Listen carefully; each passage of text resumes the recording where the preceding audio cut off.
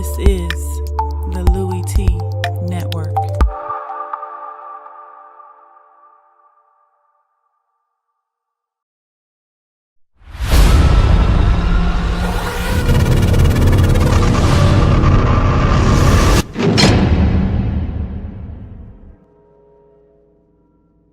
Who else could it be but me, your man, Louie Tee? Welcome to lockdown coverage, week number 13 in the National Football League.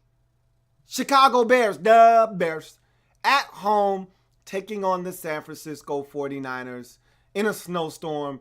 And I guess the two contrasting styles and the two contrasting teams, one being from the left coast where it's nice and it's sunny, and then the other team being from closer to the East Coast and in the Midwest, really, and it's gritty, it's tough, it's cold. You kind of saw those two things kind of play out in this game, as the Bears were the tougher team, the more mentally tougher team in this game. They dealt with the elements better, as you would expect, being that they play in Chicago. It just seemed like the 49ers were never really invested in this game the way that they should have been.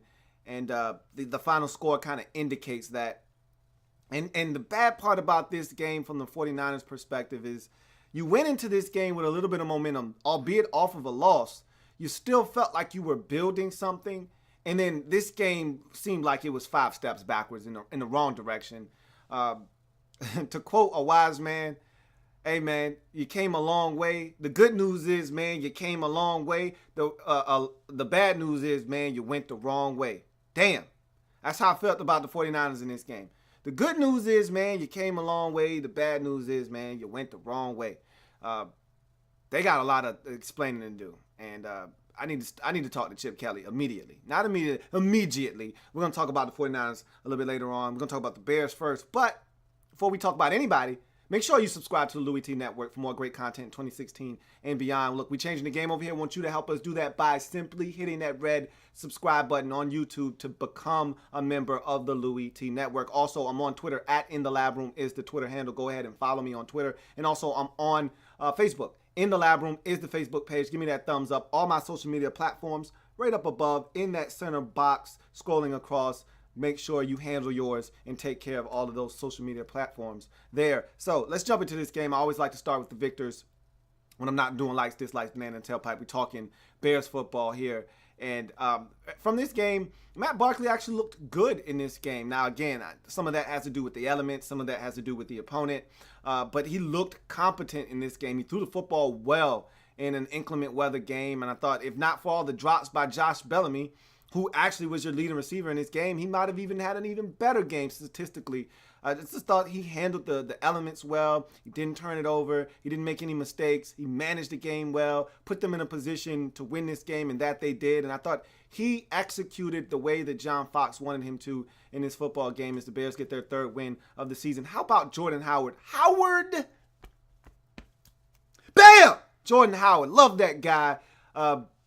He continues to amaze me, continues to be the 2nd best rookie back, obviously behind Ezekiel Elliott this season. 3 touchdowns in this game, the most, they said it during the game, since Gale Sayers against that same 49ers team in 1965 when he scored 4 as a rookie, 3 for Jordan Howard as a rookie in this game. He's been phenomenal. Another 100-yard performance for him in this game. And he continues to be the most consistent player on the Chicago Bears football team. I love what he brings to the table. There's a calming influence there. 32 carries is a bunch for a guy, especially a rookie that has had injury concerns throughout his career, but he continues to chug along for this Bears football team. And in that kind of weather, you can understand. But I'm looking around and I'm like, hey, don't you got somebody else you could get a football to? Hey, there's Kadeem Carey over there. Don't give my man 32 carries, man. Don't put that much on that young man. But he's a young man, exactly that. So they felt like he could be a workhorse for us. Let's give him the football.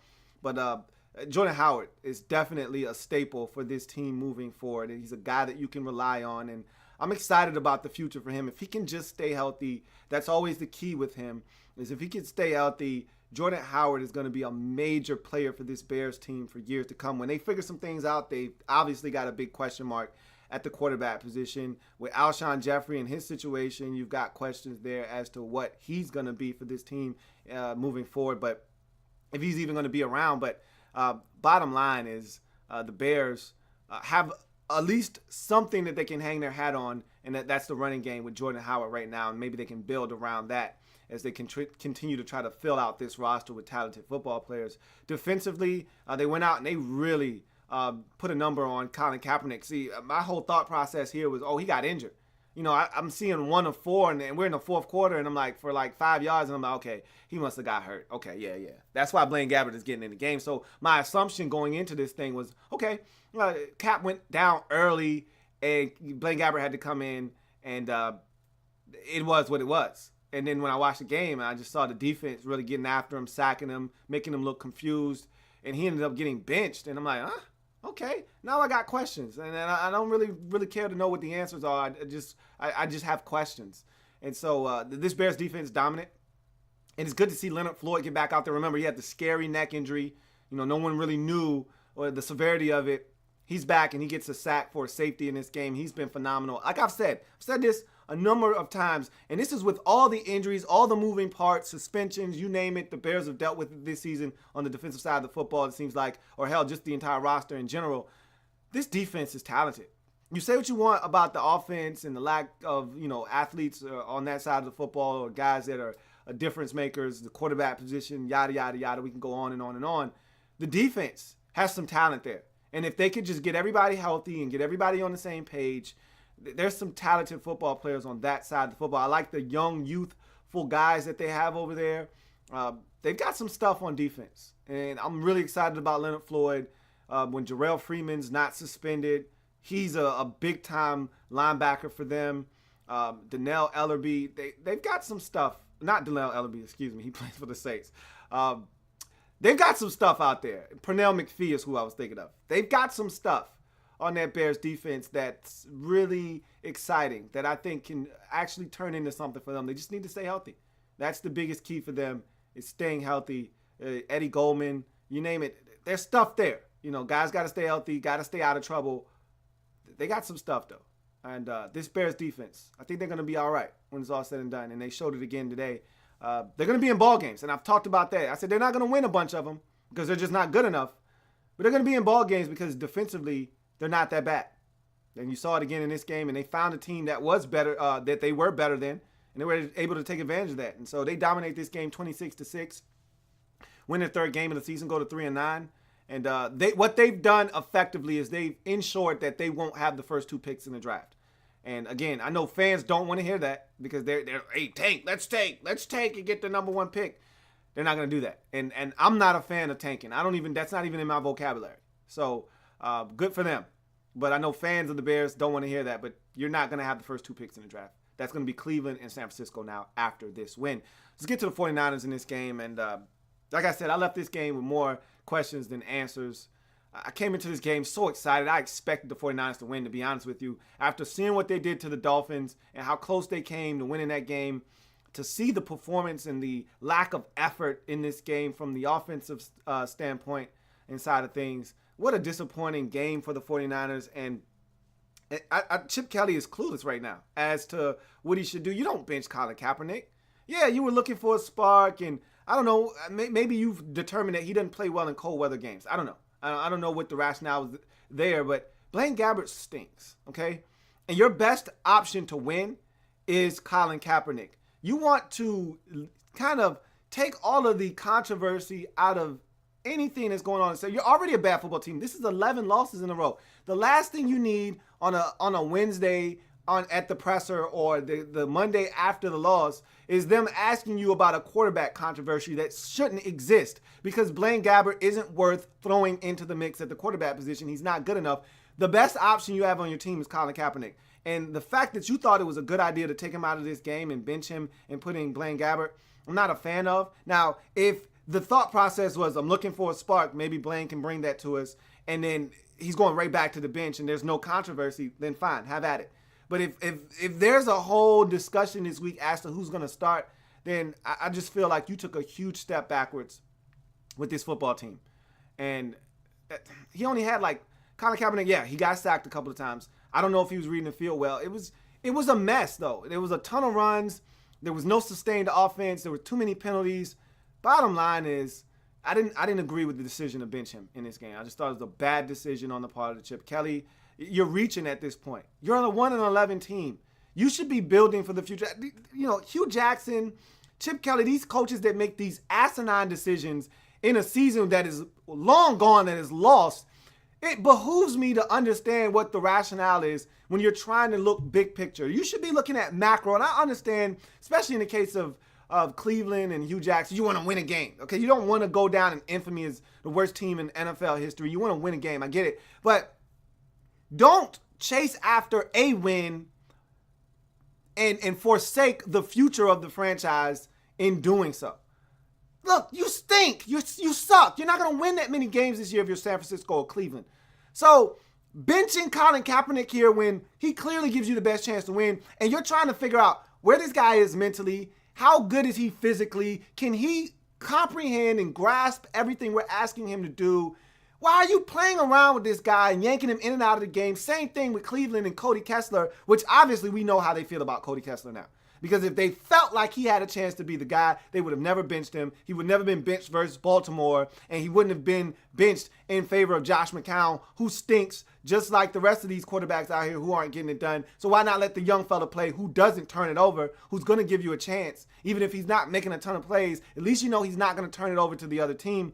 Well, you don't get that. And so in San Francisco, I have the same issue here. What are you doing? You're 1-11.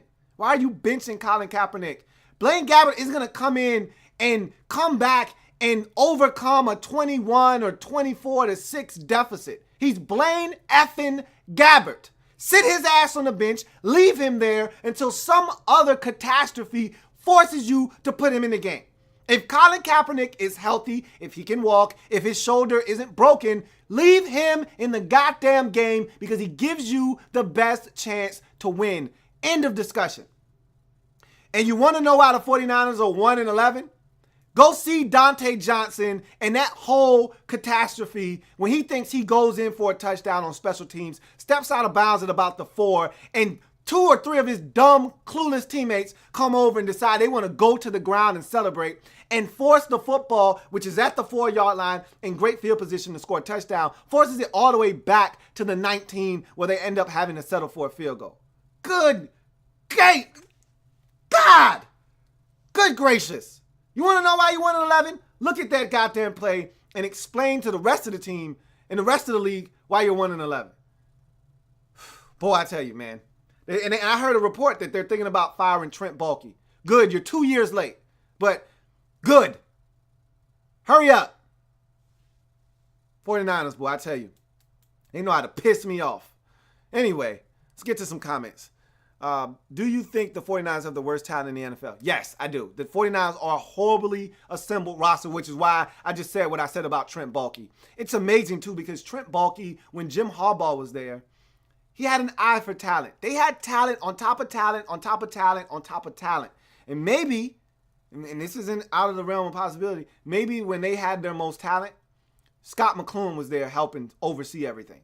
Maybe that's why the team was so laden rich and so top-heavy with talent. They had guys that they would draft and stash.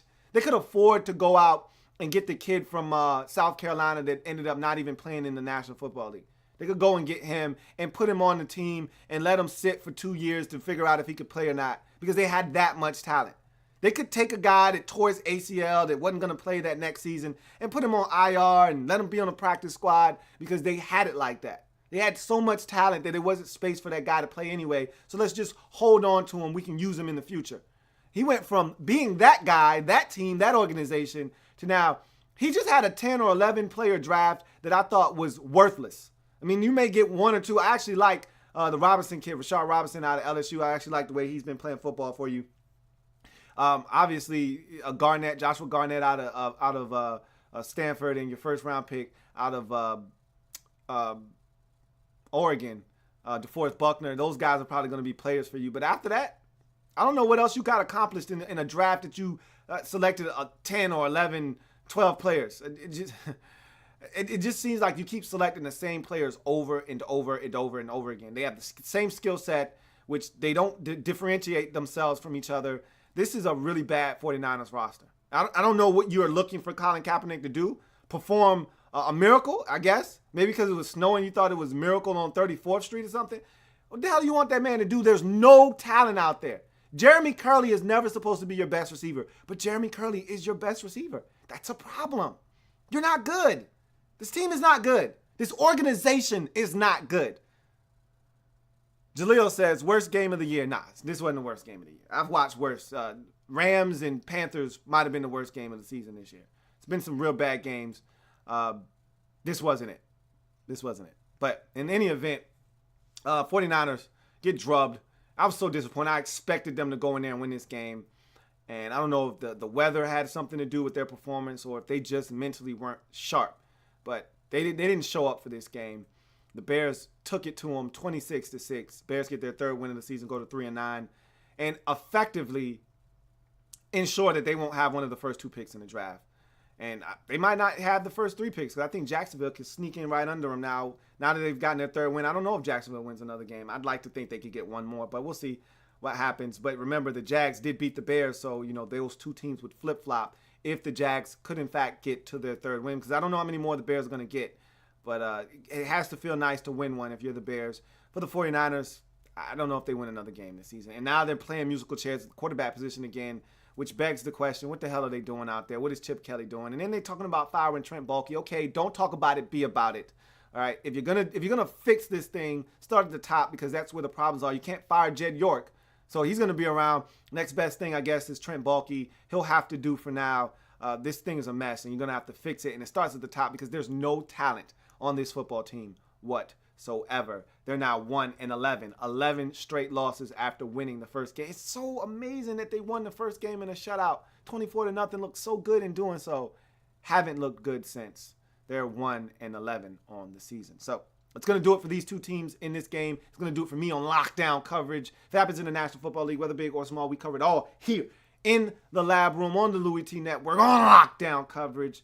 See you a little bit later on. I got more games to break down, man. You know how this goes. You already know. I got this league covered like a blanket, baby. Come back and join me as we keep breaking it down. Week 13 in the National Football League. See you a little bit later on. Have a good one.